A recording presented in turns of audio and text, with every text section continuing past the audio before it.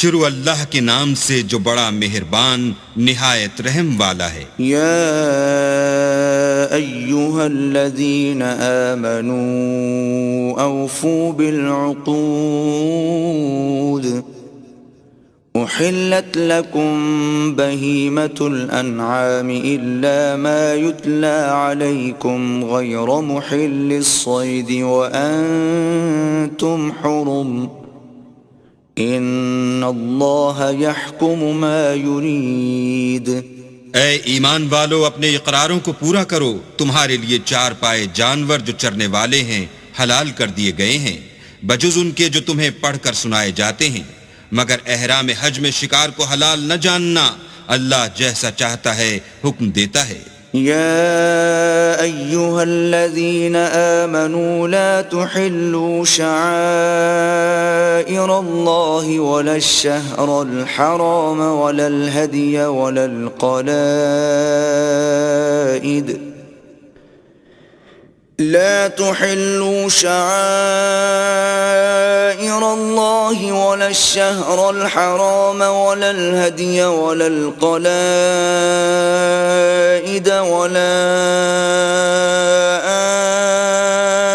آمين البيت الحرام يبتغون فضلا من ربهم ورضوانا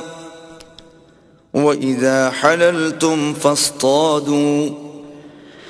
ولا يجرمنكم شنآن قوم أن صدوكم عن المسجد الحرام أن تعتدوا وتعاونوا على البر والتقوى ولا تعاونوا على الإثم والعدوان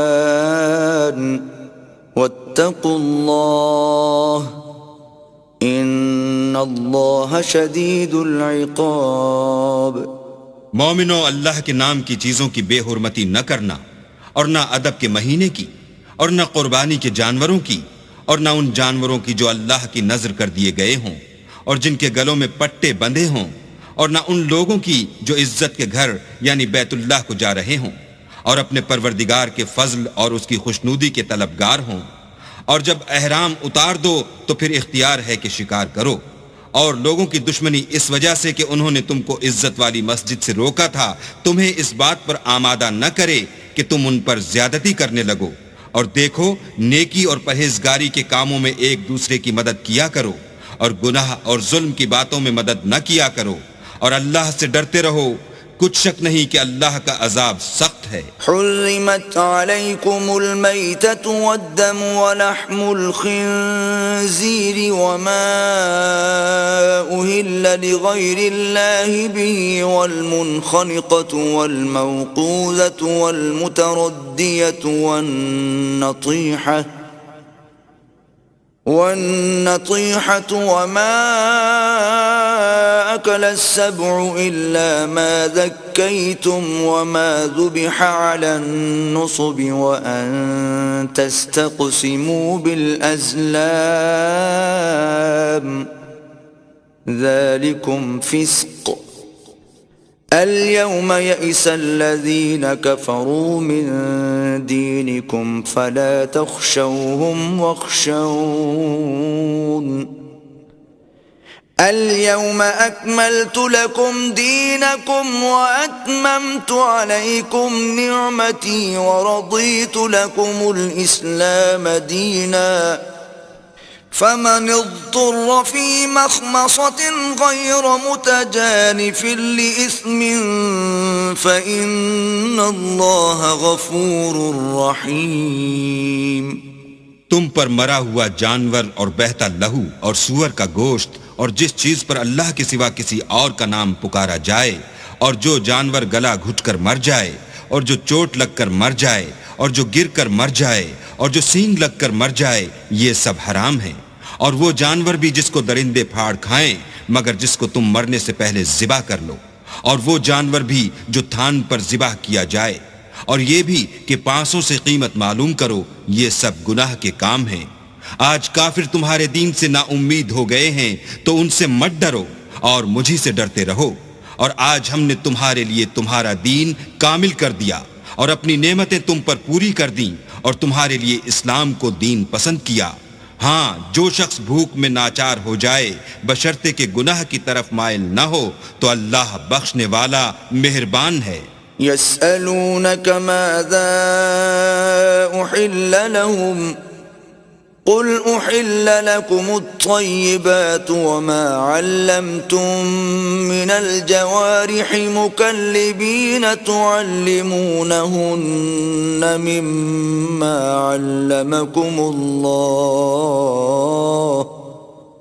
فَكُلُوا مِمَّا أَمْسَكْنَ عَلَيْكُمْ وَاذْكُرُوا اسْمَ اللَّهِ عَلَيْهِ